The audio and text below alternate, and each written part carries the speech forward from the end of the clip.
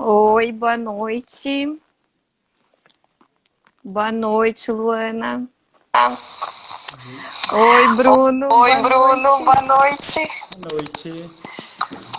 Nossa, tá frio Nossa, aí. tá frio aí? Nossa, tá muito frio. Bruno, só acho que eu Bruno, tô só me acho que eu tô ouvindo. me ouvindo. O que eu vou fazer?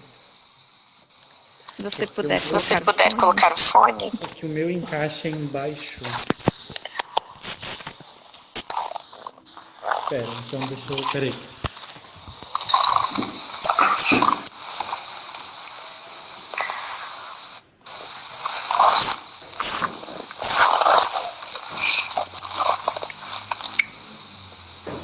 Bom, enquanto isso as Bom, enquanto pessoas isso vão as pessoas entrando, vão entrando, você vai se você vai se ajeitando. ajeitando. E quem quiser já E quem começar a quiser já mandar começar a pergunta. mandar pergunta, O que eu vou fazer aqui? Pera, vou ficar por perto um pouquinho.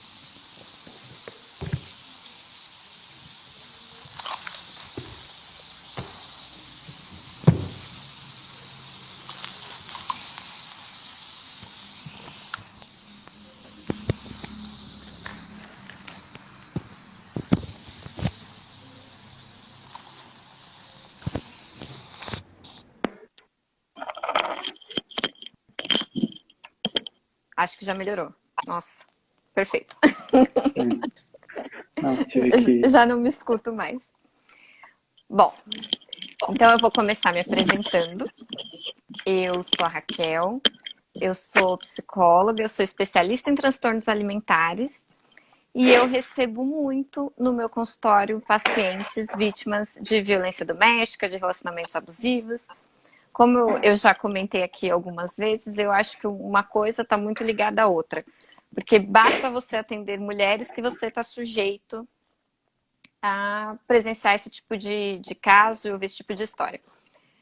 E na última live, a gente falou muito sobre esse tema e eu recebi alguns pedidos para a gente falar da violência doméstica e do relacionamento abusivo no contexto homoafetivo. Que às vezes, até por uma questão, acho que de falta de informação mesmo, a gente não fala muito e não entende muito bem que esse tipo de violência também acontece nesse outro contexto. E quer se apresentar, Bruno? Apresentar rapidinho. Então, me chamo Bruno, sou advogado em Itajaí, Santa Catarina. Eu sou pós-graduado em Direito Previdenciário, pós-graduando em Direito Homoafetivo e Gênero e sou mestrando em Ciências Jurídicas. E esqueceu um outro título muito importante. Ah, teu primo. Meu primo, como podemos ver pela semelhança. Então, eu vou começar falando um pouquinho, tá, Bruno, do que é o relacionamento abusivo. Uhum. Eu não vou me estender muito nesse assunto, do que é, porque já é um tema que eu falo bastante, senão a gente vai acabar não aproveitando muito o tempo da live. Mas, basicamente, o que acontece no relacionamento abusivo heteroafetivo acontece no relacionamento abusivo homoafetivo. A diferença é que talvez a gente tenha uma impressão distorcida de que isso não acontece no relacionamento homoafetivo, porque teoricamente são duas pessoas iguais. São duas pessoas que estão ali no mesmo parâmetro. Diferente no hétero, né? Que você pode falar, um é mais frágil, um é dependente, toda a questão cultural envolvendo a mulher. O que fica um pouco difícil da gente perceber no relacionamento homoafetivo. Um pouco difícil, assim, né? No primeiro olhar. Mas é óbvio que esse tipo de violência também acontece. Então, para ficar muito claro, para não esquecer nunca, violência doméstica, relacionamento abusivo, não tem nada a ver com a orientação sexual, com a forma, né, com os acordos do relacionamento. Tem a ver com a personalidade. Então, essa pessoa se relaciona com outra pessoa que tem uma personalidade, que tem uma tendência a um comportamento abusivo, um comportamento agressivo. E isso pode ser qualquer pessoa, pode ser em qualquer contexto. Tanto mulheres podem ser abusivas também em relacionamento hétero quanto homo. Então, só para a gente entender que a questão é a pessoa se comporta desse jeito, em vários contextos. né, como é que a gente diferencia, né? O que é abusivo no relacionamento?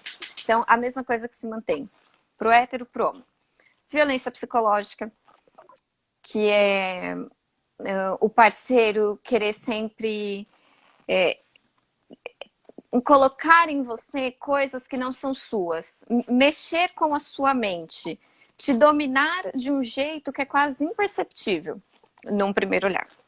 Violência física, empurrão, beliscão, conter, também é um tipo de violência, assim, segurar com agressividade, bater, espancar, né? Isso todo mundo já conhece. Violência sexual, que aí é muito importante, e aí eu acho, Bruno, que você vai ter um bom trabalho para explicar isso do ponto de vista legal, porque às vezes a gente ainda, de uma forma errada, pensa na violência sexual como estupro com penetração. Só que não é só isso, porque senão você pode me falar, mas como é que num relacionamento homoafetivo feminino eu vou falar que essa mulher foi estuprada? Existe. Então, é diferente. Estupro está muito além da penetração. Então, violência sexual é algo muito mais abrangente, que, né, como eu já falei, acontece em todos os casos. Violência patrimonial, que eu acho que a gente precisa fazer uma live inteira só para falar de violência patrimonial, porque ela é muito sutil. Eu até vi que a minha contadora entrou, não sei se a minha contadora está aqui ainda. Acho que vale muito a pena a gente também conversar com ela sobre isso, né? Ela que atende muitas mulheres, porque, né, são as grandes vítimas. Violência moral, que eu também já falei, de menosprezar o parceiro e humilhar e sempre querer colocar ele em situações constrangedoras. Oi, aí, ó, já entrou. A Priscila dando um... Priscila, depois a gente vai ter que falar mais sobre isso. Você que trabalha tanto com mulheres, defende mulheres, falar um pouco do... Ô, Raquel, deixa eu só interromper rapidinho. Primeiro, tá dando para me ouvir bem? Tá ótimo. Então, assim, ó, só uma coisa que, como eu não vou citar aqui na minha fala e tu citou, muitos casais têm uma dificuldade muito grande de conversar sobre o regime de casamento. Ou quando vão fazer união estável, ou quando vão casar no civil. Porque estamos apaixonados, porque se eu fizer assim, o que o outro vai pensar de mim? Será que ele não vai achar que é um egoísmo da minha parte? Mas é uma coisa que a gente não sabe o dia de amanhã. Sim. Pode ser um casamento que dure até a morte de um deles, como pode ser um casamento que dure 1 ano, pode ser um casamento que dure meses, que dure décadas. Então eu acho que isso também é um ponto que, assim, as pessoas têm que parar de idealizar aquele amor, aquele romance de filme americano, que ainda tem muito disso, e tem que parar e pensar, o que pode acontecer, o que não pode? Não é melhor prevenir, então? E assim, Bruno, Entendeu? você está falando como advogado. Eu, como psicóloga, sei que esse é um excelente meio de controle. Você depende de mim. Eu escuto relatos assim terríveis de mulheres que não podem sair do relacionamento porque casaram com comunhão de bens. Então, do que elas vão abrir mão por deixar esse casamento? Eles falam, mas Sim. vale a pena? Não sei, vale a pena? Onde essa mulher vai morar? Como ela vai se reconstruir? Enfim, né, em todos os contextos. Então, só para a gente voltar um pouquinho, a gente já vai voltar a falar sobre isso, até porque eu preparei uma lista que eu achei mais fácil do que da outra vez. Eu preparei uma lista com exemplos práticos. Exemplos de relatos que eu já escutei no consultório e fora dele, de exemplos de violência. Porque eu acho que às vezes para quem é leigo, e principalmente para quem está sendo vítima de violência, fica difícil entender. Mas o que é violência psicológica? Mas tá, você falou que é isso, que é menosprezar, mas como assim menosprezar? Porque meu parceiro não me trata tão mal. Então não estou entendendo. Você trouxe exemplos e acho que vai ficar mais fácil para todo mundo entender. Voltando um pouco para a questão homoafetiva. Esse tema entrou na minha vida há pouco tempo, pela demanda das pacientes. Eu nunca tinha olhado para isso desse jeito, como uma questão tão preocupante. E pela demanda eu comecei a pesquisar e assim, são informações, são números chocantes. No Brasil, obviamente, a gente não tem muito estudo, mas eu acho que os de fora servem como um bom parâmetro. Um estudo nos Estados Unidos percebeu que o número de violência doméstica em relacionamentos heteroafetivos é exatamente igual a relacionamento homoafetivo. Só que a gente não vê campanhas sobre isso. A gente fala muito da violência contra a mulher, e tá certo, tem que continuar falando mesmo, só que tem uma parcela da população aí que sofre e que não tem auxílio nenhum. Esse número varia em média de 12% a 39% dos relacionamentos. Então, é muita gente sendo violada sem ter a menor noção dos seus direitos. Um outro número que me chocou muito, nos relacionamentos LGBT, a violência doméstica é o terceiro fator mais preocupante de risco de vida, ficando atrás só do HIV e da adição em substância ilícita. É assustador. É assustador você pensar como as pessoas estão morrendo nesse formato de relacionamento e ninguém fala nada. Aí sim eu acho que continua sendo briga de casal. Das pessoas ainda terem esse olhar muito preconceituoso de falar, é briga de casal, eles que se defendam, né? Como é que a gente vai se meter aí? São dois iguais. E é uma parcela da população que precisa de muito cuidado. Já num estudo desse ano, bem recente, ele olhou quais são os tipos de violência mais listados entre os casais homoafetivos. Primeiro lugar, a violência psicológica, que é aquela que, teoricamente, não deixa marcas. É muito difícil de você perceber, de você denunciar, e ela pode durar muito tempo. Depois entra violência patrimonial, financeira, patrimonial. Violência moral, e em quarto lugar só que está a violência física.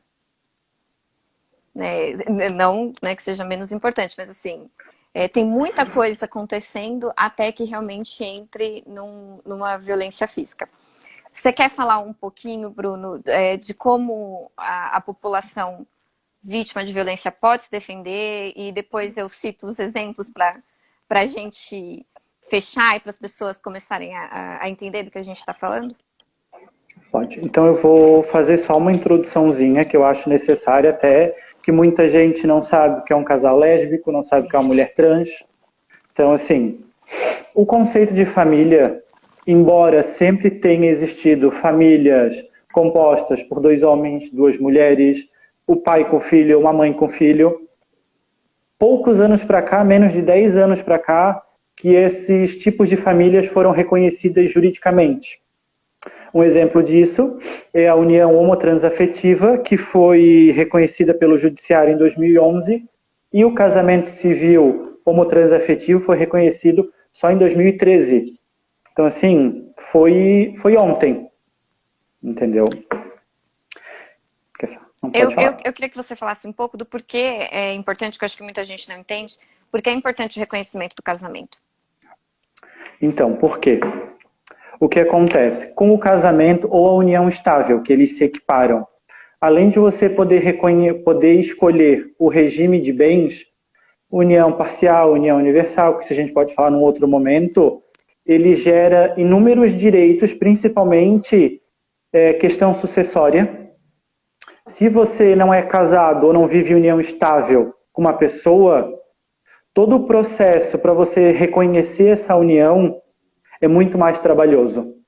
Então, assim, tem inúmeros relatos, é só dar uma googada ali, de principalmente homens gays que não conseguiram ficar com patrimônio que tinha sido construído com seu companheiro.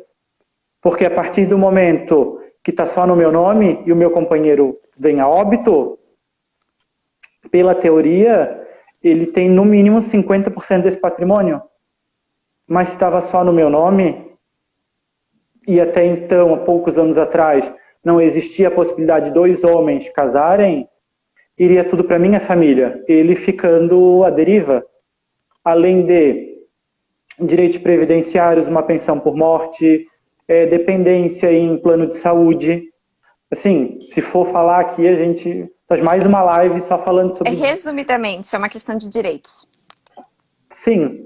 Entendeu? É não deixar o outro desamparado no momento de óbito de um dos companheiros, sabe? Então, hoje, como vocês devem ter reparado, a nossa fala vai ser voltada para a comunidade LGBTQI+, LGBT, cada um fala do jeito que quer. Para início, eu vou ler rapidamente 2 artigos da Lei Maria da Penha, que é o que eu vou me embasar aqui. A Lei Maria da Penha, para quem quiser pesquisar depois, é a Lei 11.340 de 2006. Na outra live, a gente já contou a historinha do porquê que foi criada a lei, não vou entrar nisso agora. Eu vou ler parte do artigo 2º e o artigo 5º. O artigo 2º fala: toda mulher, independente de classe, raça, etnia ou orientação sexual. E o artigo 5º fala: para efeitos desta lei, configura violência doméstica e familiar contra a mulher qualquer ação ou omissão baseada no gênero. Vou ler outro conceito rapidinho para quem nunca ouviu falar sobre orientação sexual ou gênero. Orientação sexual é a maneira com que o indivíduo se relaciona afetiva ou sexualmente com uma outra pessoa. A pessoa é hétero, bissexual ou homossexual. E o gênero é a forma como você se entende. Por exemplo, eu, Bruno, sou um homem cis. Ou seja, eu nasci homem e eu me reconheço como homem. Se eu fosse um homem trans, eu teria nascido mulher e iria me reconhecer como homem. Seria, no caso, o contrário. Vamos de uma forma bem simplória. Entendeu? Se fosse uma mulher trans, nasci